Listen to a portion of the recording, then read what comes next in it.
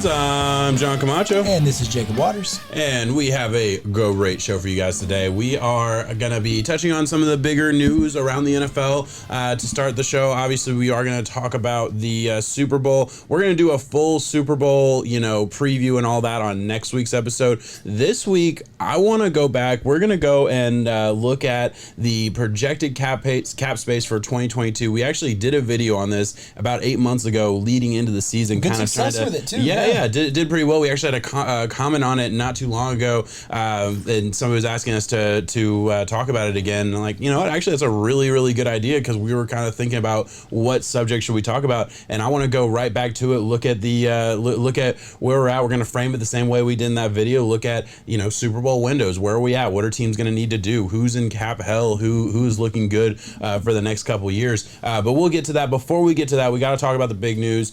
First of all, the GOAT is officially retiring. Obviously, there was the news we've known for a little while. Yeah, he's gone. He's done. Man, it's bittersweet, because he's coming off of one of the best years statistically, and I do think that the Bucs' success was derailed because of injuries. They just got hurt. Oh, yeah. They got banged up at the wrong time. Started peaking mid-season, and then it kind of just fell off from there. Few plays short, a miracle Stafford drive away from Brady possibly being able to complete a 27-3 comeback, so he would have the 28-3 and 27-3 under his belt. But it's good to see a legend of the game, and that's disrespectful to Brady calling him that. The GOAT, the best player. Phillip Rivers is a legend of the game. Exactly. Yeah, Tom Brady is the ultimate athlete, just the epitome of an underdog story. To think that where he started and what he ended up as. And it's good to see him go out on top like he did. We didn't have to see him get banged up and be just decrepit. Yeah, a couple of things there. One, first of all, any Brady hater, there's Brady haters, celebrating. Why? You never got to see him bad. Yeah. You had 22 years, you never got to see him go down. The year last year in the league, he throws for 5,000 yards. He misses the Super Bowl because his team got injured. Yeah. I mean, shit. What a career. What an absolutely, like I said, legendary is disrespectful. What a goat of a career. There's everyone's talked about it. Everyone's hit on it. There's not any more really you can say about that. What I want to talk about is, first of all, how much does it suck for Big Ben's acceptance speech at the Hall of Fame going to be a reflection of his career in the NFL, completely overshadowed by Tom Brady? Yeah, you're right, because, he's supposed to be a headliner of a class, Absolutely. And he's going to be the other quarterback. Because he should be a first ballot, in my opinion. Yeah, Big Ben is definitely a first ballot Hall of Famer. Let's talk about first ballot Hall of Famers. 2027 Hall of Fame class could be the greatest of all time. You got Tom Brady going in. You got Big Ben going in. Those are guarantees, in my opinion. People want to argue the Roethlisberger thing. I've seen that argument when he first retired. You can't. Yeah, that's a fact. He's going to be a first ballot. And then beyond that, here's a couple maybes that we have. Adrian Peterson, he was on 2 teams this past year. He should be done. And okay, you're talking about maybe retiring. I thought you meant maybe first ballot. I was like, maybe retiring. Like, that man is the absolute best first ballot. Okay. So first we're going to talk about absolute first ballot Hall of Famers that haven't yet retired. All right, so let's go there first. Yes. You have him. You have Peterson, the left tackle for the Eagles for all those years. He came back, was going to be a guard, and then went to left tackle because of injuries. He's going to be done soon. Jason Peterson, thank you. J.J. Watt, very realistic that he could call it quits this year. I'm not saying he will. I know you disagree with that one. I think he's got it. But it's possible. I'm just saying it's possible. Along with that, Andrew Whitworth, left tackle for the Rams. Very fair to say, a legendary left tackle. He is a first ballot Hall of Famer. That's 5 right there that legitimately could be in the Hall of Fame. I think 3, Peterson should be done. I think Jason Peters, left tackle for the Eagles, probably done, but might try and make it work another year. I don't know on that one. And then there's just another, could Eric Weddle be a first ballot? I don't think so, but maybe. One that I think that I don't hear a lot of people talk about, and it comes partly due to maybe not wanting to split with the team. Maybe they're wanting to go a different direction. It's Bobby Wagner. Mm-hmm. Bobby Wagner's getting on in his career. The Seahawks, I don't know if they're going to re-sign him or not. And it could be one of those things where, sure, he could go to another team, easily could go to another team. Yeah. But there's certain people that we've seen that just don't want to prefer to uproot their lives and don't want to have to go, risk risk hurting the legacy, risk doing that. Bobby Wagner's a Hall of Famer. By the way, I completely skipped over his right hand, Tom Brady's right hand man, Gronk, going to be done. I would imagine he's another one who should probably be done. Going to go to the Hall of Fame, and again, his Hall of Fame speech will mirror his success in the NFL. Donkey Kong Sue very well could be out. Donkey Kong Sue could be. You're right. That's another one. There's a lot of names. That entire Buccaneers team had a lot of older veterans. That JPP. What if JPP hangs it up? I think he's and now we're getting to guys that probably won't retire but could. Yeah. Who's the linebacker that he's been there forever? He's a Levante David though. Levante David is Hall of Fame worthy. Yeah, I mean, maybe not first ballot, of course, but we have such a broad. I think he's the first ballot. Yeah. I mean, statistically, he was a dog for years and years. It just depends on the parameters that go with it. It's always harder to look at those defensive. It really is. Yeah. I don't know. It's just crazy to think 2027 Hall of Fame is very, very well could be the greatest Hall of Fame class of all time. Patrick Peterson, he could be done with the Vikings. Had one last. Do you think he's worthy though? Oh, he's a first ballot. I think. Yeah, in his prime, he was great. Yes. I think the thing. I'm just trying to say when you evaluate corners though, I just don't know how you look at it. I don't know. I don't know the other guys. I don't know who had to wait. Because it's hard to look at receivers. Receivers is the biggest telltale thing for me when so-and-so gets in on the first ballot, but then you have Terrell Owens, who is on the worst day, the number 3-4 wide receiver in the league to ever play. Of all time, he didn't get in. Because of antics, Yeah, and Antonio Brown, one of those where it's like, man, he may never play again. He deserves to be a first ballot Hall of Famer on the field, but he definitely won't be. Exactly. There's just nothing around. Yeah, exactly. Where there was somewhere else I was about to go. Another player, perhaps? Yeah, there was another player that I was thinking. Well, you said Stephon Gilmore. You said Peterson. I was like, Stephon Gilmore, he might be close to done. I don't think he's a first ballot Hall of Famer, but Stephon Gilmore was at the top of the league for what, 3-4 years? And he was, and he already hit the wall to where when a team starts to see you decline, being a man-to-man corner, you fall off. You yeah. fall. So, but I was using that as an example for Peterson. Peterson, I mean, I feel like he had a much longer career of being elite than Stephon Gilmore did, and that's kind of like that just using players that are in the league right now, at least that's kind of that's why Peterson is a step above. You know what I mean? That would be my argument. So there's a handful of guys. Obviously, we're projecting a lot on some of these guys' career, whether they want to hang around for another couple of years, they absolutely could. But all of the guys that we mentioned very, very well could be in that conversation. And if they do retire, we'll be entering Canton right along with Tom Brady there. All right, let's move on to my favorite teams, my Dolphins. Coming, former head coach Brian Flores. I want to set this up because we both were absolutely shocked by the Brian Flores firing. I still stand by the fact, whatever happens with this lawsuit, and we're going to get into in just a second, I did not agree with the firing, and I still don't. I thought he was a great head coach. He brought a team in our worst years, a team overperformed to get 5 wins when we didn't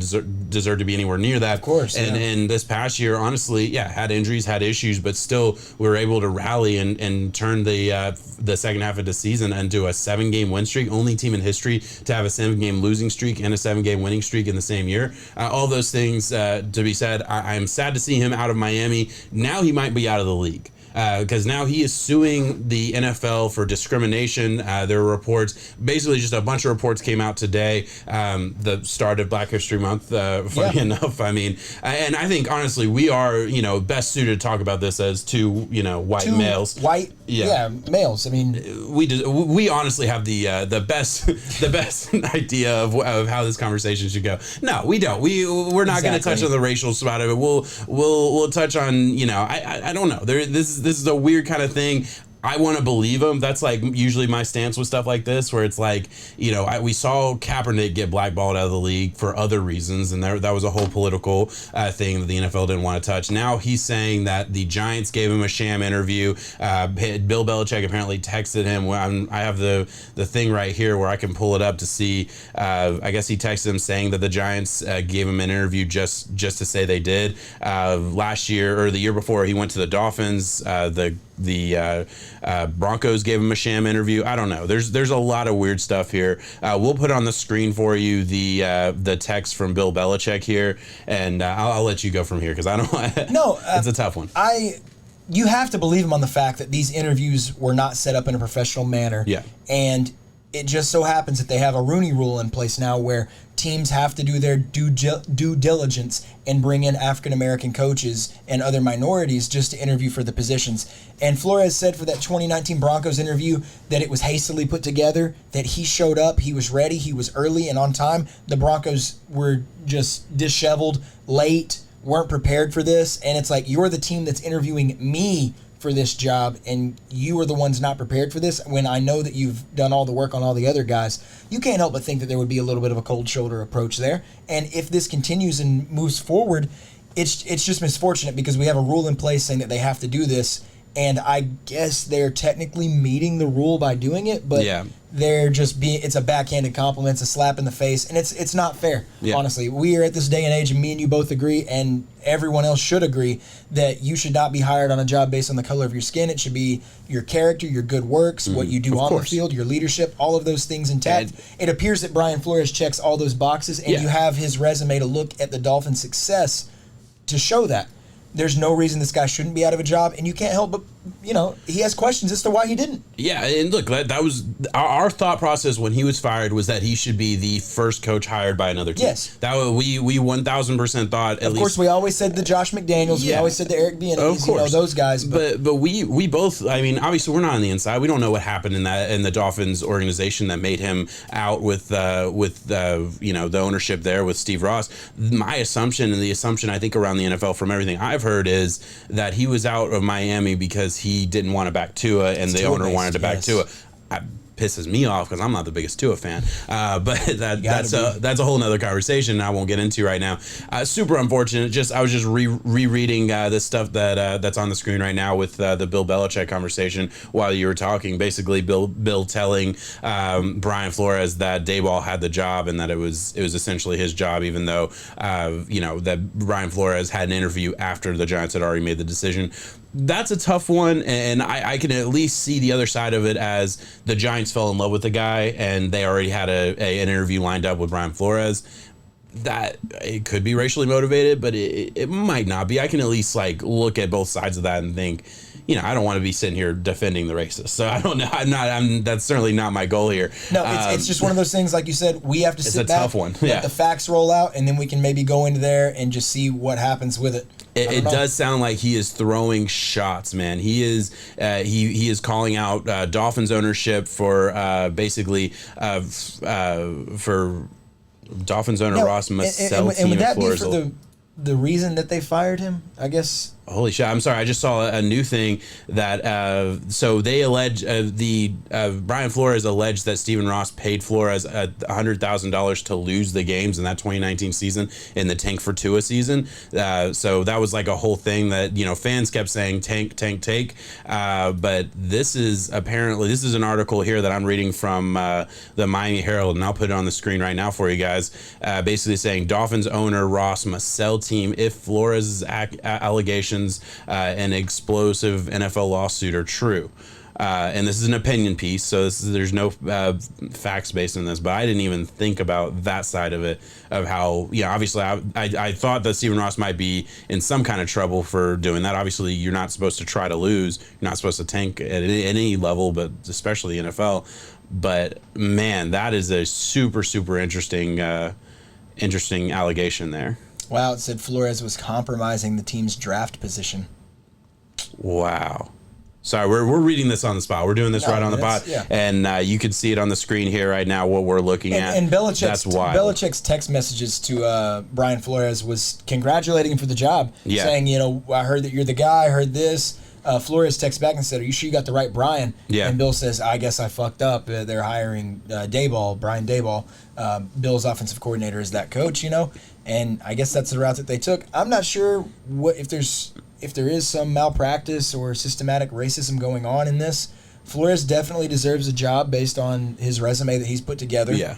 And the thing that is unfortunate with this is that it's such a negative light to his name that I want him to get a job, but I can say for this next season, I don't think he's going to have a job, because if he's trying to pursue the NFL legally, how is he going to be able to be employed by the NFL? He doesn't do this unless he thinks he's not getting a job. And I guarantee you, I'd be mad as hell too. He's still working for still working on the Texans, and I think the Texans have to hire him. But I mean, but like just from the outside standpoint of us, and I assume he would be thinking the same thing. What he did in Miami, absolutely 100% without a doubt, warrants him to be a head coach in the NFL. He would have been on my list of top 10 head coaches if we had done one this offseason, assuming he hadn't gotten fired.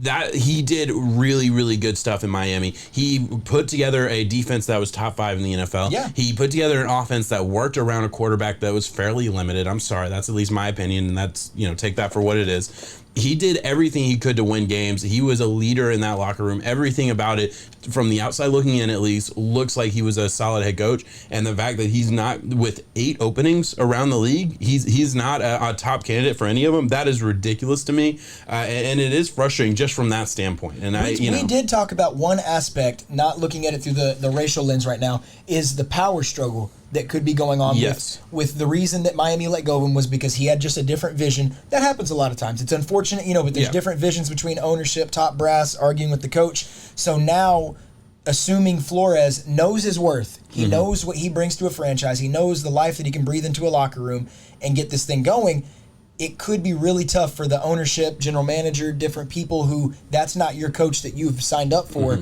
to bring him on boat and say, hey, not only are you here year one, this is going to be your thing to run year one. That could be hard. How does Adam Gase get a job after leaving Miami the same year and Brian Flores doesn't? Trust me. That alone, Flores should be able to write on the piece of paper, and it'll be like, you know what, guilty. The NFL owes him $10 million for that alone, honestly. Yeah. Adam Gase just getting paid being a coach anywhere. Yeah, absolutely ridiculous. All right, hey, so as I said... And if Bill O'Brien gets a job before Brian Flores, that is absurd to me, because they're still saying that the Jaguars are really considering Bill O'Brien. Ridiculous. Absolutely ridiculous. All right, we'll move on. It's a sticky conversation, but just sticking to what we know, it's a really unfortunate thing for Brian Flores, and it's just kind of a wait and see thing at that point. I don't really know how that's going to play out. Let's get into the meat of the show, all right? We want to talk about the projected cap space for 2022. Real quick, we talked about this about 8 months ago, and I think it was a really interesting conversation, just the way we framed it. I am going to put it on the screen right now of the 2022 projected cap space. This was to start the 2021 season. Now, a lot has changed. A lot has changed. So looking at that, and then now I'll put on the screen the 2022 projected cap space now. You'll see a different looking graphic there. That's where we're at now with it, and that's where we want to start this conversation here. A lot of similarities. Green Bay still struggling. The Saints falling from just about little under -$5 million to -$80 million. I think we have to start there at the bottom. And that's right? what I was going to say. We have to talk there because that is a number that it is astronomical to think about. And they've lost Sean Payton. This team is really, really struggling top to bottom right now. I don't know who's going to be able to step in. They're going to have so much money, just dead money, that they're going to have to eat. There's a lot of old guys. You pray that some of these guys retire, I guess. Do you want to? But I mean, that's so hard to say. This defense is getting paid so much right now. Yeah, no, it's a super interesting issue because so look at the screen now. I'm going to put it on just what we're looking at. The players that are the biggest cap hit to they don't have a quarterback. And this is 2022, right? So this is next year. This is Marshawn Lattimore at the top of the list, $27 million. He's $40 million dead cap. Can't get rid of him. Michael Thomas, $24 million, $22 million dead cap. Really not going to do a whole lot getting rid of him. Cam Jordan, same story, $21 million dead cap, $23 million of cap hit. So can't really get rid of him. Can't hurt the cap space there. Ryan Ramczyk probably going to be gone because you save $13 million in cap hit. Maybe trade him to a team that needs a right tackle because Ramczyk is a baller. That's the only way you get out of this. That's the unfortunate piece too, is that the Saints have a good infrastructure. Yeah. They have one of the best offensive lines in the league, top 5 caliber defense. They may not, they had some injuries and stuff, but when they play to their par, it's a top 5 defense. They're missing a quarterback. They have the running back. They have a wide receiver one. Sure, their wide receiver depth isn't there, but I don't know what they're going to be able to do. if we're talking with the Packers, who are around 28 to 30 million, that's about a few old veterans and just calling someone in the office and saying, hey, is there a way, I know you're getting paid 2023, you're about to hit free agency, can we just kick this out one more year and just bust up some money and give you a little bit more back heavy? It happens all the time. I expect a lot of teams to do that. I'm a Vikings fan. I expect us to do that a lot. I hope not with Kirk Cousins. I hope we trade him out. But they're 73 million. Is it 73, 78? 80. That is absurd. I don't know what they're going to do. Yeah, it's just, I mean, a lot of these guys are going to have to get traded, right? Just looking at the money, like Marshawn Lattimore, you could get out of $40 million, basically half of your issue if you can trade him to another team. He's worth it. I think Marshawn is worth being on that team. Yes. He is being overpaid. I will say that. I do think he's being a little bit overpaid. I think he's a top 5 corner. I think you pay the top 5 corner. He's a top 10, maybe. He's had issues. He has not been. Oh, I love him, man. I bet if we looked at, look, I'm going to do it right now. I bet if we looked at where he's at with you got the PFF him? I think PFF would have him lower than top 5. I bet he's lower than top 10. I understand PFF isn't the end all be all. I was about to say PFF is going to have like Eli Apple for the Bengals. No. And I can show you 10-minute compilations of Eli Apple getting torched. I'm just okay. Look, but PFF at least can put guys into a close enough field of where they're at. And give him if he's 15. Let's see, where's he? He's 10. He's 10. Okay, so yeah, he's a good corner. He is a good corner. I'm not trying to. I think you pay him. Absolutely, but you almost have to trade him. They're in a tough spot. There's no other way around it. Michael Thomas really has been not utilized, or really since he's gotten paid has been under. That's the one that I think. An unfortunate he's a one, great right? talent, but with the way that we see draft classes and wide receivers and just the amount of target volumes that you can get certain guys, all these guys are athletic in the NFL here. Yeah. I'm not saying Michael Thomas isn't worth it. I don't know if he's worth that. I don't think he's worth that at all. I'd rather be able to go draft a really good guy and be able to get him on a cheaper deal. Really unfortunate. Makes you think, okay, does Sean Payton just want to be done, or is he looking at this roster and saying, man, we're in rebuild mode, and I'm too good for rebuild mode? I think he saw the grenade hit the floor, and he's just kind of like walking out. Man, Alvin Kamara getting paid deserves every cent of it, but he's $20 million against the cap. That's a running back, which you usually don't have running backs cost that much. So that's just is what it is. Yeah, really interesting. Their first get out of jail free card is a Bradley Roby cut. Because he's gone. That's $10 million exactly. Cap hit with no dead cap. With no dead. So he's definitely gone. That saves you $10 million right there. Jameis hitting free agency. Yeah. I don't know. We'll see what happens. It's going to be really interesting. I don't know what this cap hit void means. Teron Armstead. I don't know what that means. You can see it on the screen right now. I just don't know what that means. Yeah, he's old. I know that for sure. So there's a chance that he may not even be on that. And they do that too. Mm-hmm. Every time that a player does a restructure, they will give them some form of bonus incentive and to do it that it doesn't hit cap. That is a fair thing to point. Like, there's a lot of arguments like the cap space isn't real, and that's a real thing. I think it's something that you have to maneuver in the NFL. It's a real thing that you have to maneuver, but there's a lot of loopholes and things that NFL teams can do that I don't think the average person really understands at a high level.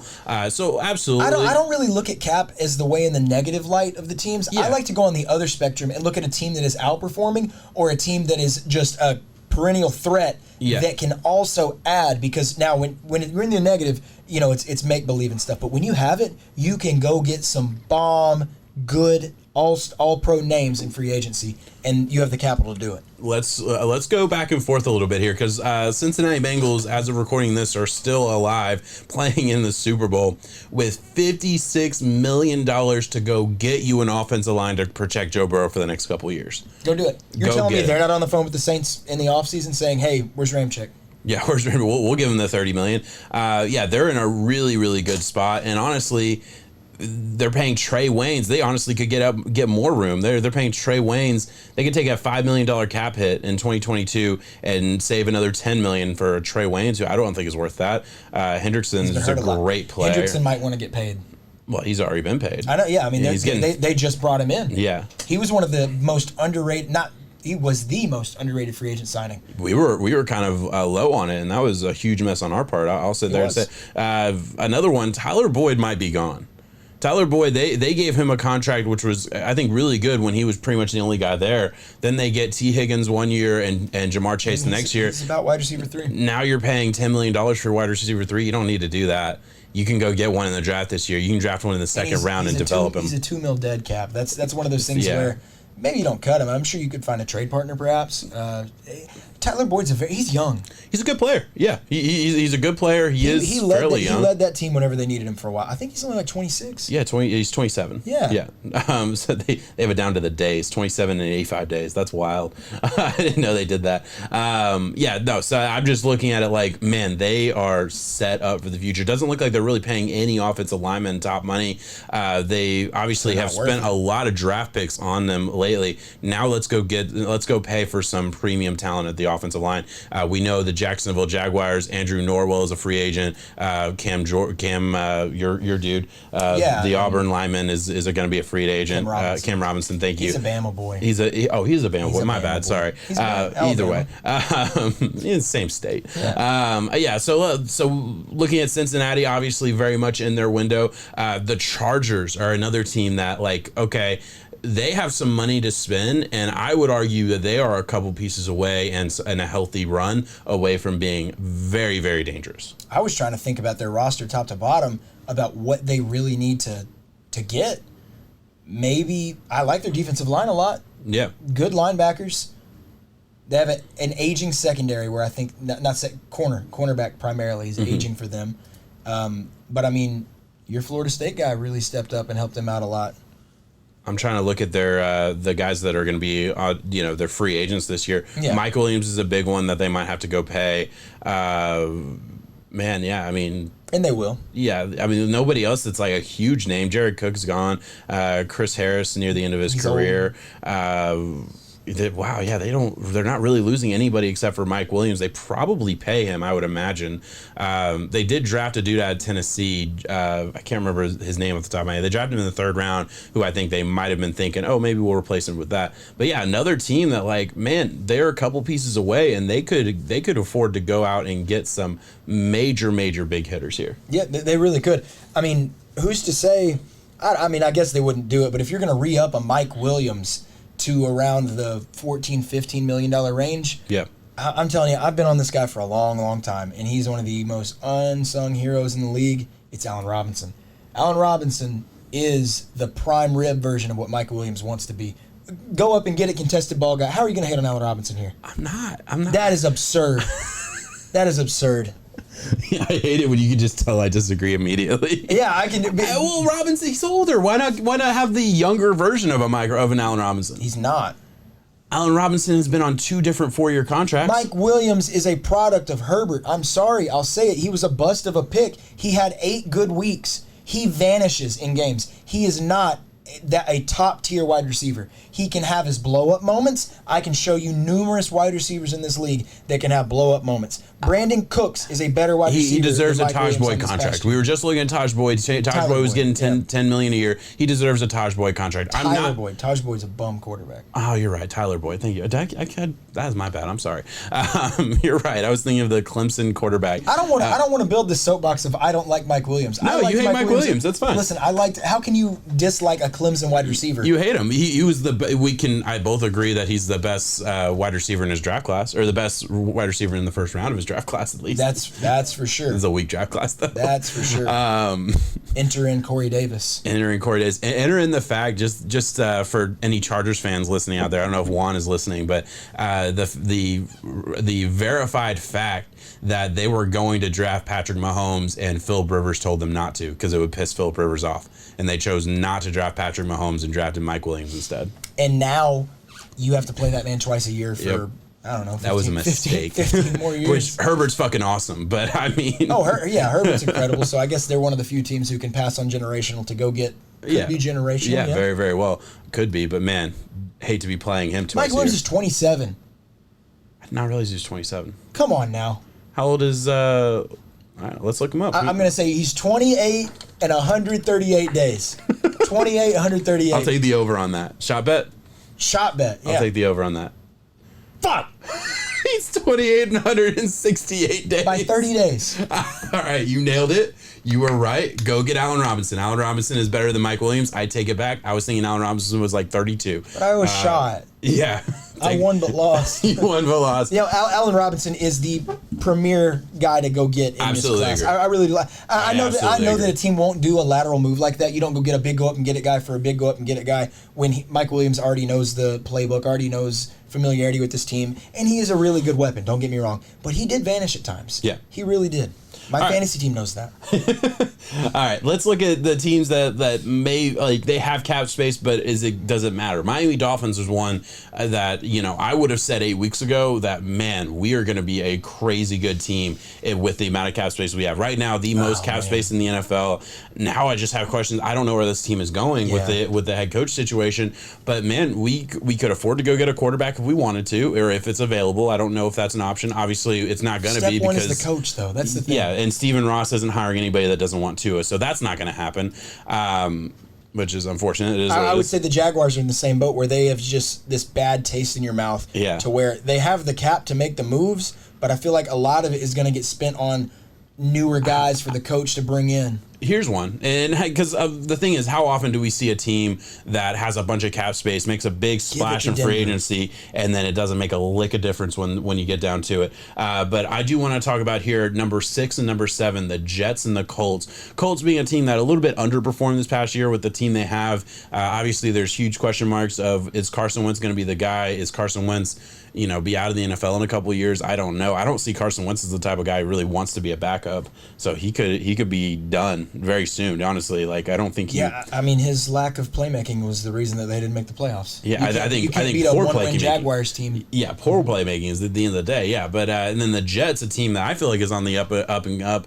I still love Zach Wilson. I think he's gonna have a big year too. I really do. I look at this team as so many guys back too. They had a lot of injuries. Remember when they paid Carl Lawson in the offseason? Yeah. They paid him like a D-end one, and he got hurt, I think, preseason, out for the year. He gets to come back and see if he can be that. That piece is monumental for a defense. I want to go one more team up from there, too, and talk about the Denver Broncos. Mm-hmm. This team is really set up, good infrastructure. They just got Nathaniel Hackett, the Packers offensive coordinator. A lot of ties there to where they have the sway to an Aaron Rodgers. And it's not like we haven't seen him go out and get a Hall of Fame legendary quarterback before and just ride him off into the sunset with a Super Bowl. 2 Super Bowl appearerances and a Super Bowl. If they could get Aaron Rodgers, I think that's the preferred destination. That would be so dirty, man. And yeah, they're in a good spot. They could afford to go get some talent. They can afford to pay the guys that are going to be. Who are they losing? Who in free agency? I want to look at that real quick. I'm just kind of curious if there's any big names that they have leaving. Kyle Fuller, he's been at the end of his career. They're not going to pay Melvin Gordon with the way that enter Javonte Williams RB1. We already knew it. I did a video on him mid-season, and that's when I looked up the Melvin Gordon thing, and I was like, oh shit, Javonte Williams is the guy to have in free agency this next year. Pretty happy to have him right about now, man. Yeah, it's in our keeper league. Yeah, that's a dude. Nobody else. I mean, you're probably not going to pay Teddy. I don't imagine you would. Unless you somehow swing and miss out on what this is and you just go lame duck quarterback again, I just don't respect that. I mean, I don't know. He's not going to do that, right?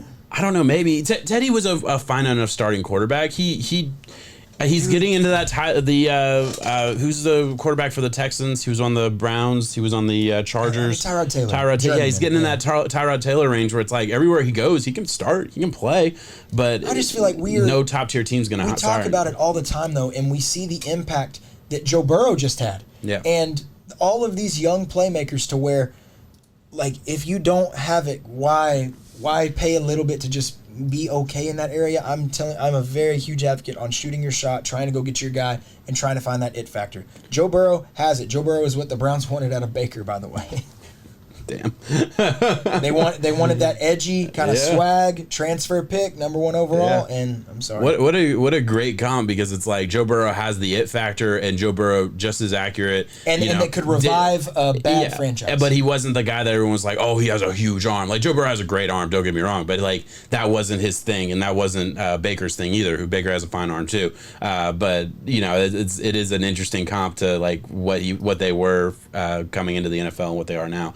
All right, let's go back down to the bottom again. Obviously, I know we mentioned how cap space can be manipulated, but Green Bay Packers, that was a team that we talked about a whole lot the first time we did this segment, and they are in a similar boat, right? I know we talked about the first time, and I think we mentioned it even last week or the week before about the paying of an Aaron Jones when you have an AJ Dillon who you drafted in the second round, but you're still paying Aaron Jones top tier money. it's going to be interesting because they do have a good team. And I know this is all dependent on Aaron Rodgers. I get that. And again, you just kind of, to have this conversation, you ultimately just have to be like, let's put the Aaron Rodgers conversation to bed for a minute and let's just talk about this team as a whole. Why can't this team be legit? Why can't this team, like, I mean, you can't drop Aaron Jones. He's a $9.75 million cap hit, so you're not going to get rid of him. What does this team need to do? Does it really even matter? Because they still realistically have all the pieces. I'm going to look at their free agents right now. What's going to happen here? Devontae Adams. Well, and Devontae, I think Devontae hinges on what happens with Aaron Rodgers here. But they can't afford him. If by that market, like, even if Aaron Rodgers stays, Devontae Adams, how are they gonna get out of their cap hell and get an extra $15 million to pay Devontae Adams, which is low? That's where I bring up the argument that the cap doesn't exist because of that. When it hits the negative guys, I have no doubt in my mind that Aaron Rodgers says, "I stay, Devontae stays." I'm sorry, that is a staple piece. As much power and swing as he wants, if he's going out trying to get guys like Randall Cobb back on roster, Aaron Rodgers complains about weapons. He is not going to be a Packer if they lose his right-hand man in Devontae Adams. He's not. I don't care what number cap you have. The Packers will have to find a way to restructure, move some stuff around, and get the money there. And it sounds like they're very adamant on keeping Aaron Rodgers. Then how can they keep them both of them? I'm confused because that statement that I don't ultimately disagree with, but I want to dive into that a little bit. What can they do to keep Devontae Adams? Because Devontae Adams on the open market can get $19 million a year. How can they even afford to franchise him? Yeah, Devontae Adams very well could be re-up the wide receiver market right now. Absolutely. Yeah. Absolutely. And what's the top wide receiver going? You would tag him. But can you afford to tag him? I don't know. To be ultimately honest, I don't know how that works. But you could tag him and then go into the red. That's what a lot of these teams have done. Yeah, I don't know, That's how they end up in that spot anyways. I mean, this was one of the first years where we had two teams right out being in the red majority of the season after they made it over, and then they just fell right back into it. Well, you can't be in the red, right? They kept it going after that. Like so they worked out some kind of deal at a certain deadline. Work. You have to hit it, yes, and then you have to be above that mark, and then after that, there's certain, I guess, this line of deviation where teams can go on through the year. Just looking at it from a salary cap perspective, it feels like past 3 years they've made it to divisional round and then the NFC Championship the past 2 years before that. It feels like their window is almost closing regardless of Aaron Rodgers, because I look at a Jair Alexander, and I say closing, not closed. I'm not saying in 2022 they're going to be dog shit. They'll still be great. You hit their peak. I'm saying I'm looking at Jair Alexander, one of the top corners in the league.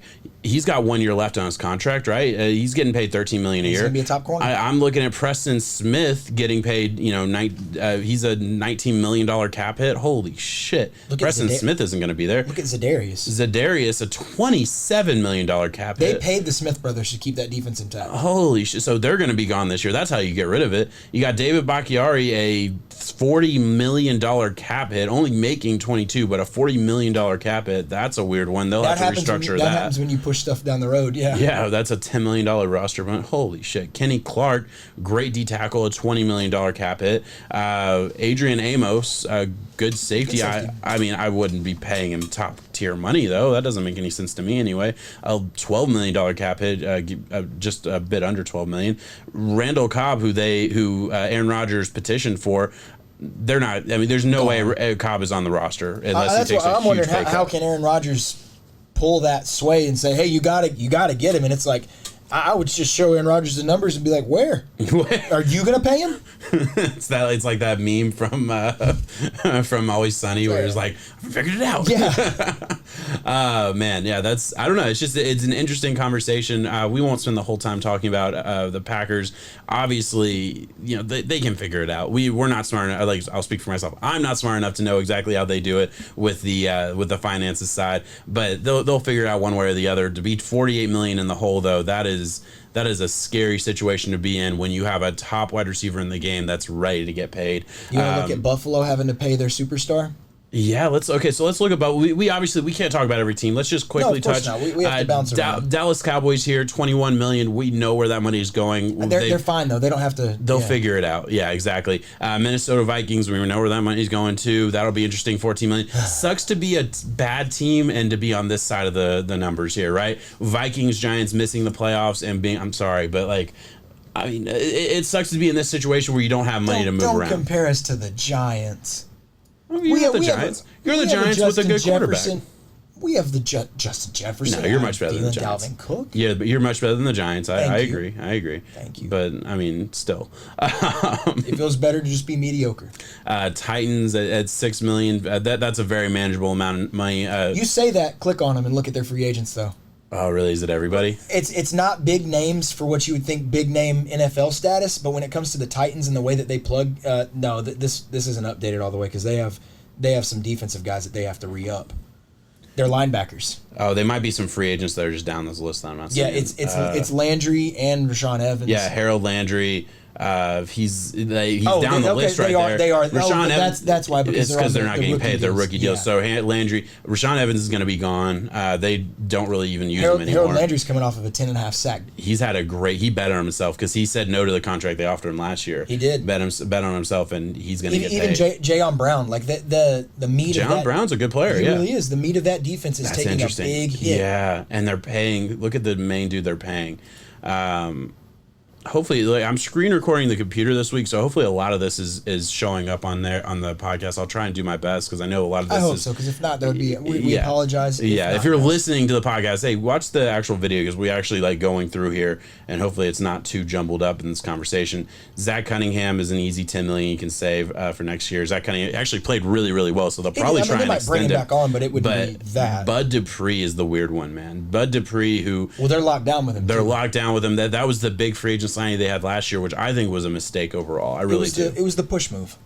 It was the push move. It was they looked at their team last year and saw that they did not have a guy who could get sacks. But and who stepped up this year. You have a D'Amico Autry who balled out and a Harold Landry. Overall, this is a team that's built the right way, though. I mean, you have we've looked at all of these teams that are paying top tier money to a lot of different guys. Like you look at this roster and how it's spread up versus the Packers, right? Like with all those names, you have Ryan Tannehill, your quarterback, getting paid the most, but only 18% of the cap, which is kind of low. Like this is a friendly deal. I'm sorry, the Ryan Tannehill deal is a friendly deal. You know, mathematically speaking, we talk about that a lot. A lot of these other teams have 2 or 3 guys that are over 10%. Yeah, Derrick Henry is your key piece of your offense, getting about 7% of the cap at $15 million. That's a obviously you're paying a lot for running back, but that's your offense essentially. You got a left tackle getting paid. You're paying Julio Jones a little bit more than you like to, but he's a legend of the game, and that just is what it is. But beyond that, I think you're getting good value for the guys you're paying. You think AJ might holler up and say, "Hey, it's time"? AJ might be ready. Yeah, he could be ready. He's how many years has he been in? This will be his 4th. This will be his final year. He has one more year. They're going to pick up his player option. Oh no, this will be his 3rd. This will be third. So they're going to pick up. No, he has 2. He's going to want a payday, man. He's going to want a payday because he's going into his 3rd year as a top player in the league, getting paid way under the value that he's adding to his team. Maybe it's not this year. Maybe it's next year. You never really know with stuff like that. I'm just saying, that those guys and their agents are sitting there talking like, hey. You've played well. Know your worth. Jeffrey Simmons, another guy, first rounder, who, I mean, he doesn't get credit as being one of the top players in the league. I mean, he is legitimately, he was injured year 1 and still great at the end of the year. And now, I mean, he got 3 sacks against the Bengals. That's going to be interesting to see how this works out. He'll get that 5th year option. Honestly, hopefully the Titans re-up him completely because he's a top player in the league. All right, we touched on them enough, I guess. Let's move on. Where did you want to go next? We'll do one each, I guess, and just go back to the team list, and we'll just pick one. I'm trying to think one that you think is primed for success. Okay, well, so I don't know if prime for success. I mean, yeah, they're in their window. Yeah. Buffalo Bills. Let's talk Buffalo Bills first. At $1 million, they're just right at their cap space, and I'm just kind of curious because more than anything, I just want to know who are they paying and who is going to be off of that very soon. Like, where is their wide receiver 2 and 3 on this list? I don't even see him. Very far down. That's interesting. All right, where do you want to go with Cole Beasley? Cole Beasley's like, where's Cole Beasley, and when can they get rid of Cole Beasley? You missed him. Oh, did I miss him? Yeah, keep going. Just a little bit. Right here. Cole Beasley. Oh wow, I'm a dumbass. Okay, so yeah, that's about $6 million that you're gonna save right there with cutting Cole Beasley. I would imagine. This is the same. This is the exact same thing. I feel like the NFL is out to get Cole Beasley out of the league too with all this vaccination status. But I mean, beyond that, we won't get political here. But just like he underperformed this year. He's getting paid $7 million to be your slot receiver. Played well in the playoffs. I think he's a good player. I don't have anything against him. But yeah, it is. That's just one of those guys. I said the same thing about Brown a couple years ago, who's pretty much out of the league now. Who I think bet on himself. John Brown. Yeah, John Brown. Raiders, I think. And then bet on himself, asked to be cut from the Raiders, and I don't know where he went after that. I don't think he really got a good spot. So that's how much does Josh Allen get here? Should he tie Pat Mahomes? He's already been paid. When did they pay him? Look at him. Yeah. He gets 16. Yeah, he was paid last year. And how much? He has a $16 million cap this year because this was the rookie deal. So let's look at if you want to look at it. Yeah, he got paid last year. You forgot about that? Yeah, he's through 2028, and he'll... Oh, no, okay. Yeah, he hits 50. Yeah, he gets up there. No, it's Lamar. My mistake. Lamar is due for his big payday right now. Yeah, Lamar is, yeah. So, yeah, but that's a very curious payday, too. That was the team that I was going to pick, too, was the Ravens to go look at. Because all right, we'll talk about that in a second. But just, you're fine, yeah. Where's their free agency? I would say the Bills are good then. They got the big guy out of the way, and it's really not even... It's going to get worse over the years, but that's what you plan on when you're entering your window. Emanuel Sanders is going to be done. Obviously he's at the end of his contract, but he's been on 5 teams in 4 years now. So I just imagine like he's a shell of what he once was. He had a great career, a legend of the game for sure. But no big names. Jerry Hughes, Mario Addison. Those are some older guys on that defensive line that they have invested a lot of picks in to replace. Vernon Butler at only 27. I thought Vernon Butler was a little older than that. They'll probably bring him back, I would imagine. Mitch Trubisky, think he gets a shot? He played well as a backup. One guy that I do think has a place here is Isaiah Mckenzie. Yeah. Isaiah Mckenzie was an electric weapon in the playoffs, and they started using him in a lot of fun gadget ways. Those got Curtis Samuel type. Those guys get paid. So I was just interested in who they were paying, how much they were paying, because this is a team that, man, I think their money is going to the right places. They're still kind of in that window with, Josh Allen has a $93 million cap hit. They would never cut him, obviously, but he's only, $93 million dead cap hit, but he's only $16 million for the 2022 season. So that's very, very, very reasonable on the actual numbers. Obviously, to have a megastar like that take up 7% of your cap, for 2022, that's super, super nice. And obviously, he'll make his money over the years. It'll just be interesting to see. I mean, they're already there. They are a Super Bowl team. They're 13 seconds away from being in the AFC Championship, and I believe they beat the Bengals. Obviously, I thought the Chiefs would beat the Bengals too. So I could. Yeah, it's not. You never know. You got to give the Bengals the respect now. I've said it that they barely would get in, and they'd be a one and done, and here they are. Yeah. No, I mean, absolutely. But, I mean, give them respect, absolutely. But they were down to the wire against the Raiders, too. Yeah, I know. I'm just saying. In a game where they had it, I know. They have the it factor. They win those close games. It is wild. It's Joe Burr. All right. That was my team I wanted to look at, and there wasn't a whole lot of interesting stuff there, to be honest. Where's the team you want to go to? Baltimore Ravens. That will be I want to see what you think and where they pay Lamar and how can they balance out that they have a lot of money on the defensive side. Baltimore Ravens, really the only team we're going to talk about that's like right in the middle, like at 18 overall, has $9 million in cap space, so they could do a lot of different things. But yeah, what will Lamar Jackson get paid? Lamar Jackson already is this his 5th year option? Yeah, he hasn't gotten paid yet. Let me see. I'll click on that. We'll start from right there. So he needs to get paid. That's got to be their top priority this next year. It's coming. Does he get 28 million a year, 29 million a year? What do you think? Do the Ravens value him as a? Now this is he's paid through 2022 season. We're saying he'll get a contract this year to get a contract going towards 2023 and on. He will not play football if he does not get a restructured an extension this offseason. I truly feel that way. Yeah, especially the type of football with the way that he plays. Yeah. He cannot risk having his value go down like that, especially when unfortunately he gets valued as a running back shelf life, if you will. Yeah. And that's where I was curious to see how he sets the market for the athletically gifted guys like this. Let's go this way with it, because I remember when Cam Newton came into the league first couple of years, the whole talk around him was he'll have 8 to 10 great years and he'll probably be done after that. It was 9 years when he left Carolina. Exactly what everyone thought would happen happened, and then we all kind of got surprised. And I remember talking about that at the time, being like, this is what was supposed to happen. He was a physical he was a physical quarterback that played the game in a violent manner. He wasn't going to last as long as the Bradys and the Rodgers and the Rivers and all those guys. He just wasn't. Lamar's isn't violent though. Lamar isn't violent, but he still puts himself at risk a whole lot. His game is predicated. I mean, I'm not saying he's not a good thrower. He has evolved a whole lot since he's entered the league and all that, but his game is predicated on his speed and explosiveness, right? So is it fair to say he's an 8 to 10 year guy? No, you're completely right in that, because look at Brady and what Brady was able to do. Were athletics part of his game? Never. No. So your brain, as you get, it's just science. I'm sorry, Father Time's going to catch up to you eventually. Yeah. Lamar, I hope you put millions and millions and millions into taking care of your body. You're only 25 years old, young if you will, and you can keep going for a long time. But it's hard to say that you could have the same success replicated at 33, 34, 35. Yeah. And in some other of the cases, like the pocket passers that we just saw this whole era of pocket passers out of the league now. Yeah. And this new reign of athleticism.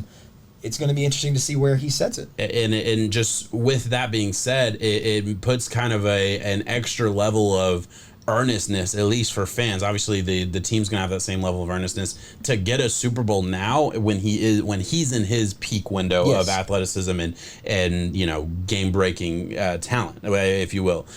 Where do they go here? Just look at. Let's start with their free agents, and we'll put it on the screen right now. Their free agents here: Calais Campbell going to be gone. He's aged out. Throw him in the Hall of Fame class. Ooh, dude, you're not wrong. I think he'll get another. I think he'll probably get another contract though. But man, yeah, you're not wrong there. Sammy Watkins. Finally, teams are giving up on the Sammy Watkins experiments. Only got $5 million this past year. It's so weird to think that he's only 28. That is pretty crazy. Yeah, he's bounced around so much and had so much hype when he got drafted, man. So much hype to Buffalo. I was excited for it. Everyone was. And just to think that it Remember when the Chiefs paid him like $70 million or $65 million or something? To be the guy. And, I mean, to pay him to be the third stringer. I mean, essentially, when he was there. Justin Houston, that's an unfortunate one, but he's, again, another 33-year-old that's on the end of the rope. Doesn't feel like they're losing aged up guys. They've done a really good job with the way they build their team. Because just right now, just looking at the guys they're losing, I'm seeing a lot of 30-plus-year-old guys, a lot of guys that are probably depth pieces that I'm not super aware of. Is there anybody that's jumping out to you? Scroll down just a little bit more. I'm trying to look at some of the younger. Deshaun Elliott is going to get paid. Mm-hmm. He's going to want not anything absurd, of course, but he was on his rookie deal. He's going to want some money getting on that. Anthony Averett, is he I think he's okay. I don't think you got to think. He's getting a market value. They had their 2-star corners go down, so I mean Marcus Peters and Humphrey are going to be taking the cake on most of that stuff whenever they come back.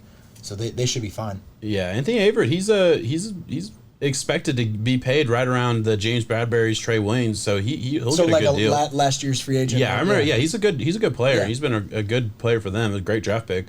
Parnell McPhee, that's another name that oh yeah, right, he is old. I didn't realize how old he was. I was just looking at names that spoke out to me. So not a lot of huge hits there, and they have cap room space obviously for 2022, so they can. It's not about how they do it. I know they can afford Lamar. Yeah. I'm just wondering the years. Because we saw the mega deal with Deshaun, the mega deal with Mahomes, with Josh Allen that I forgot about somehow. These are all like 6, 7, 8 year have you locked down for a while. Was Mahomes 10? Mahomes was 10. Well, and teams want to do that because Mahomes got half a billion dollars, and everyone said, yeah, the Chiefs got a bargain there. Because they knew that at year 8, year 9, that number for a quarterback isn't going to look so good. No. So Mahomes got the ultimate, luxury of not even have to worry about it. Let's go get Lombardis. And let's face it, Mahomes is probably getting half a billion in sponsorships and other things anyway. Face of the league for sure. Yeah, so but year-wise, it's not even the dollar amount, because I do feel like Lamar's going to be up there in the 45-ish $45 million range. Million? But do you lock him down for 6? Do you pay him 40? I don't know, and I'm gonna ask this. Well, yeah, they paid Flacco after he led them to a Super Bowl. After he had the Super Bowl MVP year where they went to the Super Bowl and won it, and Flacco was a baller. Yeah. It was the question of, is Joe Flacco elite? He gets paid like he is, but is he? Yeah, exactly. But he was elite for that Super Bowl run, and they paid him for it. Do they pay Lamar Jackson like that when he's never won a playoff game? I'm playing devil's advocate a little bit. Obviously, we think he's worth starting quarterback. He deserves money, but does he deserve? The Titans. He's got one. He got the. He does have one. You're right. He's won one playoff game. All the years that they've had a great. Obviously, this past season they missed the playoffs, but they had 3 great years of. You're right, and they've had a very, very good. MVP caliber player in Lamar. I don't know. I think he's going to want the bag. You think he wants 45? I'm just saying, if I'm the Ravens, and obviously why really stress about the $8 million, but I'm thinking 38, 39. I can't pay him the same amount that Mahomes is getting. I can't pay him the same amount that Josh Allen's getting. I think he's going to want it for what he does. Well, of course he wants it, but does he get it? I think his value to that team and their system, if you take him off of that team, they become irrelevant very fast. And the way that they have built that team too. They were one play away from beating the Packers with the backup. They were one play away from beating the Saints with the backup. Or glad the Steelers you mentioned this that past too. year. I really do think Tyler Huntley. Is that correct? I do think that Huntley might be able to go out there and he played some hero ball on his own accord and might be able to get a deal somewhere. Yeah, I'm just using. You said like they're nothing without him. I feel that they're nothing without him. Okay, fair enough. Look, and I'm playing devil's advocate a little bit. I'm not going to be hating on Lamar like this. No, I'm not. I'm really not. Look, I think he deserves the money. He deserves to get paid.